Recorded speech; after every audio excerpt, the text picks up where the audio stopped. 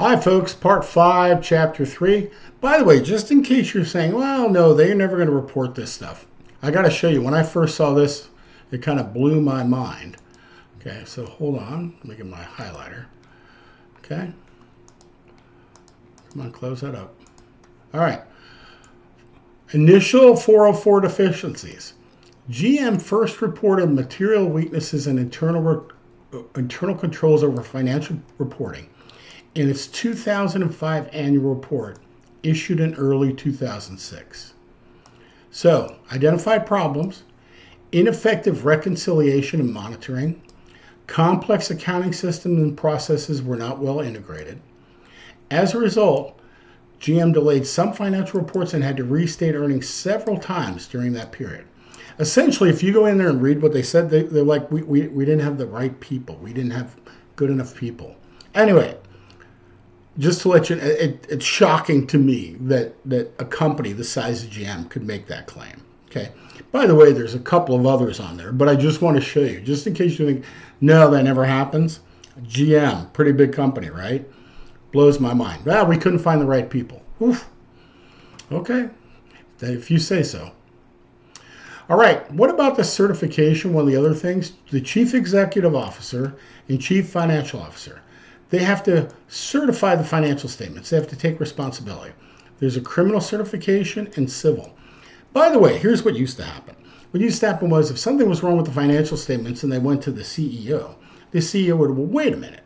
I'm the executive officer. That's the financial guy. I don't know about that. You got to ask him. And then they would go to the CFO and they go, Mr. CFO, what did you do here?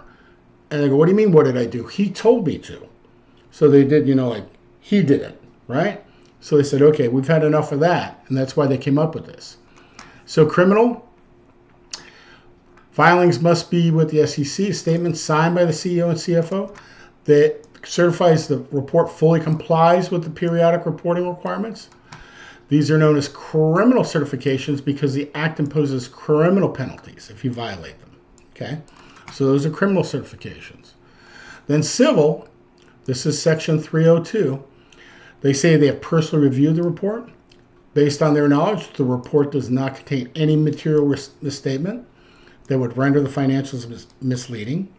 Based on their knowledge, financial information fairly presents in all material respects the financial condition, results of operation, and cash flow of the company. By the way, that's essentially what happens in audit.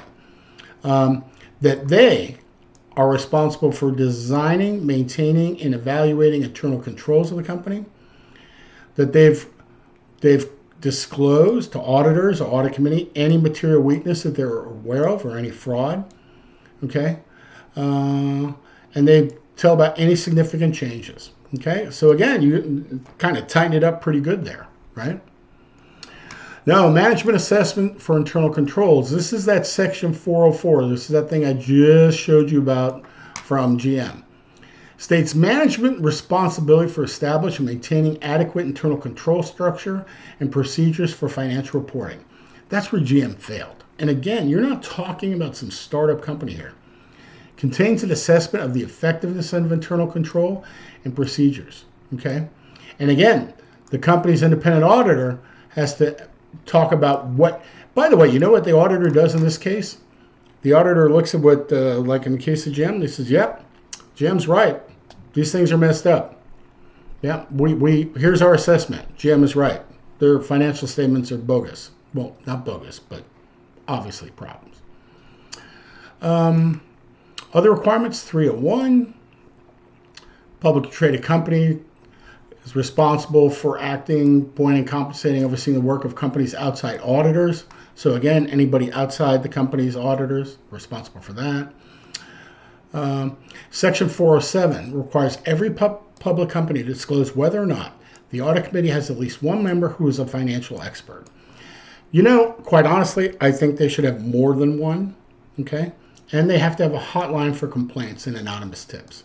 Again, what is the audit committee doing? If you don't have sufficient knowledge of this type of thing, how can you express some sort of opinion or be in charge of it, right?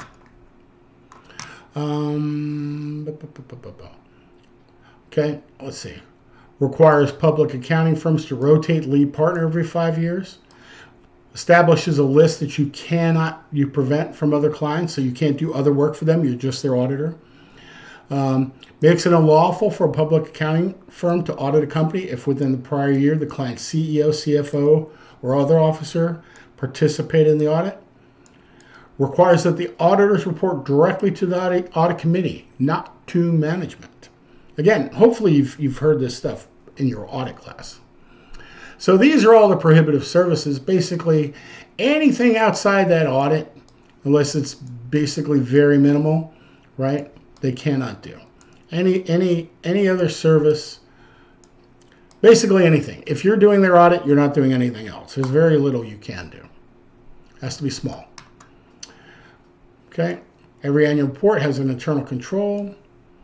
And makes it unlawful for anybody to manipulate, influence, blah, blah, blah. Okay?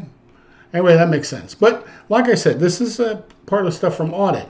But, it's the legal issues that come into play with fraud and forensic accounting. So this is giving you that regulatory structure. How do we know if somebody's violating it? Okay? Let's see. Some other disclosures that are required. Off-balance sheet transactions. By the way, this is what Enron, what the problem was with them. They have what's called SPEs. SPEs, Special Purpose Entities. Let me see. Draw. Let's go over here. Okay. So that would be SPE. SPE, Special Purpose Entity. What was the purpose? To hide stuff from the balance sheet. Okay. Illegal to extend credit to any officer or director. That makes sense because obviously you can see the conflict. Disclosure requirements for stock transactions. Okay, you see that all assignment, that's insider trading.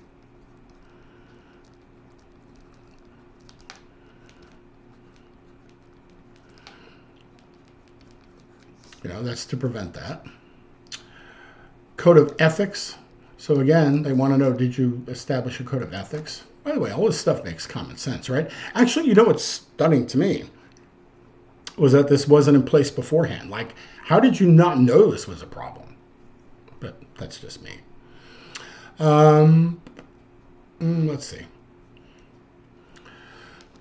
Public companies must publicly disclose material changes in their financial condition or operations. So if there's any material change, they have to announce it, right?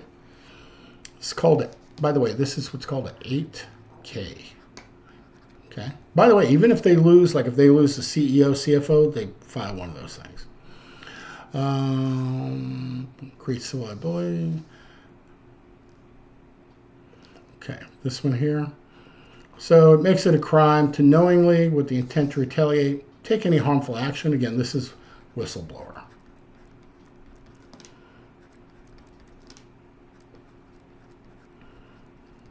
Okay, so you can see a lot of these things. Again, you'd be surprised they weren't in place before.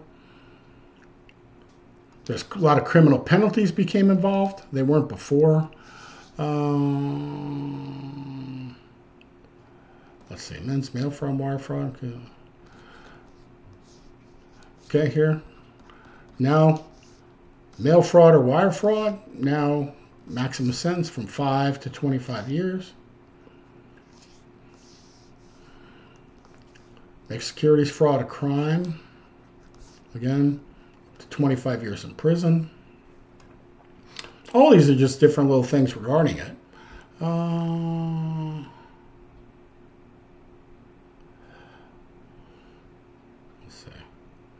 I'm looking to see if there's anything that would...